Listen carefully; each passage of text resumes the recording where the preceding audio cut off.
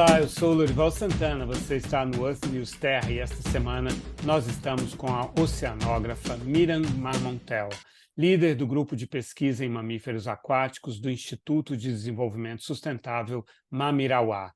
No primeiro episódio, no domingo, a gente falou sobre a experiência dela com os botos, ela que voltou recentemente de uma expedição para colocar aparelhos de transmissores satelitais e para fazer então o monitoramento desses animais absolutamente fantásticos, que são os botos vermelhos. Falamos das opções econômicas de exploração do turismo, do turismo de avistamento, para retirar renda de uma forma sustentável que valoriza esses animais que têm uma ameaça de extinção sobre eles. E depois, no segundo episódio, na terça-feira, a gente falou sobre o trabalho do Instituto Mamirauá, a pesca de manejo e também a retirada de madeira, que estão trazendo renda para as populações ribeirinhas, mantendo a floresta e o meio ambiente. Agora a gente vai falar sobre as visões da Miriam sobre o que pode acontecer a partir de agora. Vamos ver se ela está otimista, se ela está pessimista, quais os caminhos do Brasil e do mundo para a sustentabilidade. Miriam, seja muito bem-vinda de volta. Como é que você está se sentindo nesse início do ano? Quais são os planos? Quais são as perspectivas? Lorival, eu estou bem otimista.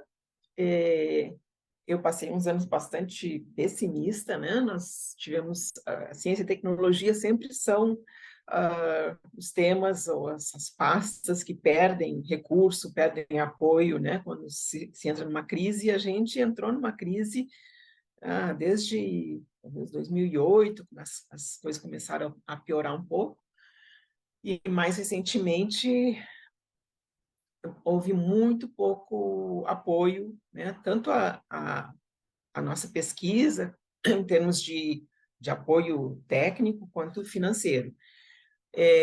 A partir do ano passado, algumas coisas começaram a mudar, mas eu acho que nesse ano, realmente, a gente tem uma perspectiva muito melhor de um olhar mais atento para a Amazônia, que merece muito, né?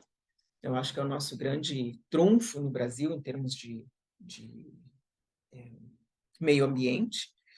E então eu já vislumbro mudanças, né, em termos de apoio ministerial, institucional, de recursos, tanto nacionais quanto internacionais. Então, acho que a partir de agora a gente vai conseguir voltar a trabalhar em pesquisa, trabalhar em campo e gerar conhecimento, conservação e a melhoria para as comunidades locais. Você mencionou que no ano passado alguma coisa já começou a melhorar. O que foi que aconteceu?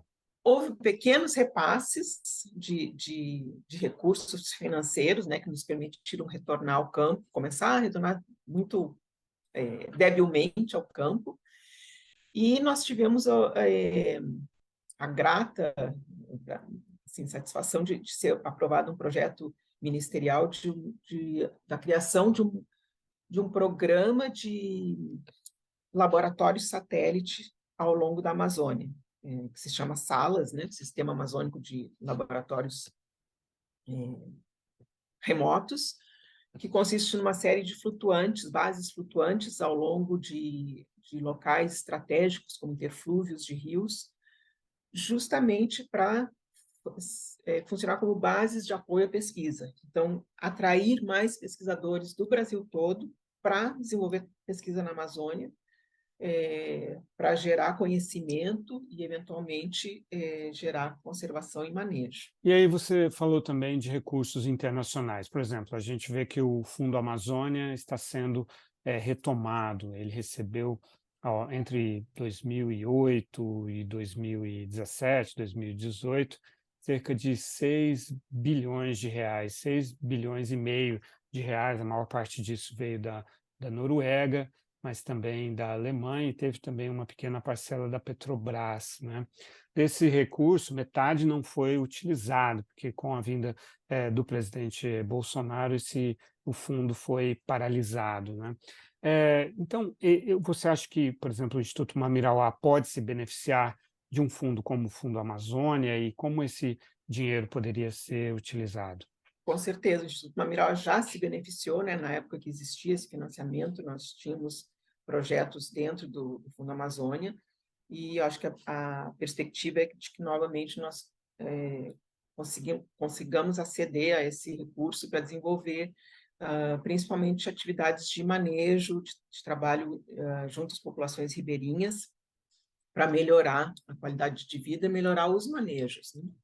O que mais é necessário fazer a partir de agora? Quer dizer, você já tem esse trabalho, você falou que são, por exemplo, 700 lagos, né, dentro da reserva de Mamirauá. Vocês conseguem trabalhar em todos esses lagos? O que seria uma expansão do trabalho de vocês? 700 lagos na área subsidiária aqui, ó, 124 mil hectares. A reserva toda tem 1 milhão e mais de 1 milhão de hectares. Então, toda a área nós chamamos subsidiária, né? Nós já estamos trabalhando nela há alguns anos, mas tem outros tantos lagos e nos faltam pernas para chegar até lá, para atender aquelas populações daquela região.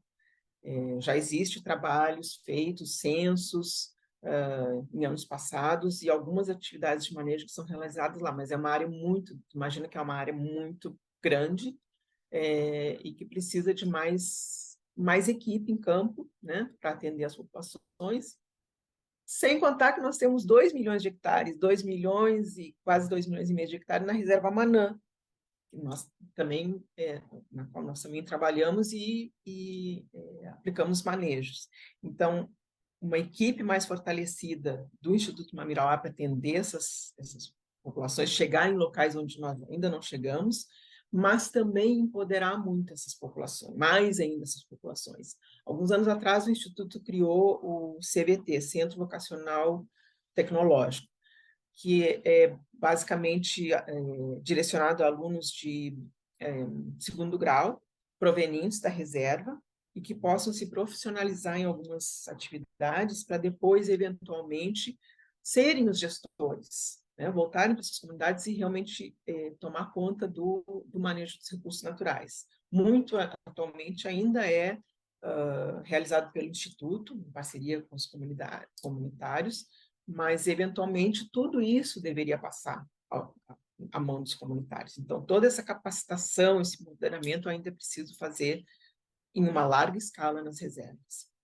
Você diria que vocês cobrem quantos por cento de Amanã hoje? A Manã, uns 20% apenas. Inclusive, nós temos a parte mais a nordeste de Amanã, que adentra já o rio, partes do Rio Negro, que nós nem atuamos na região do Rio Unini. Então, a Manã tem uma área muito grande de terra firme, desabitada. Então, nem se adentrou nessa região ainda. A gente falou o tempo todo de ribeirinhos. Tem populações indígenas também? Tem populações indígenas, algumas comunidades já documentadas, né, oficializadas pela FUNAI, algumas em processo de. E o que eu acho interessante é que quando quando o Mamiral chegou na região, as pessoas não se identificavam como tal. Não, na verdade, ninguém queria ser chamado de índio, né? Porque eu acho que existia uma percepção de exploração prévia e que as pessoas não queriam saber de nada que fosse indígena. Tanto é que as pessoas migravam da comunidade para ter fé, a primeira coisa que se faz é desbastar o chão completamente, deixar nada de árvore, nada de mato, nada que lembre floresta e mato. E mais recentemente, um pouco também pelo trabalho do Mamirauá, as pessoas começaram a se interessar mais pela cultura, retomar atividades, retomar a língua e reivindicar sua identidade indígena. Aí, imagine o quanto conhecimento que está escondido, né, nessas culturas que não eram valorizadas. Muito, muito emblemático isso que você acabou de contar, né? As pessoas terem vergonha de serem da floresta e quererem, desejarem serem da cidade, né? Quando a gente que está na cidade sabe o quanto é duro viver aqui, né? Claro que é duro viver na floresta também, né? A gente não deve romantizar isso, tem as suas dificuldades também, mas é uma vida ancestral que tem uma riqueza fantástica e que, tendo as condições e a proteção, pode ser realmente uma vida muito rica, né? É legal transitar, né, Miriam? Poder ir e voltar e tirar o que é de bom dos dois, né?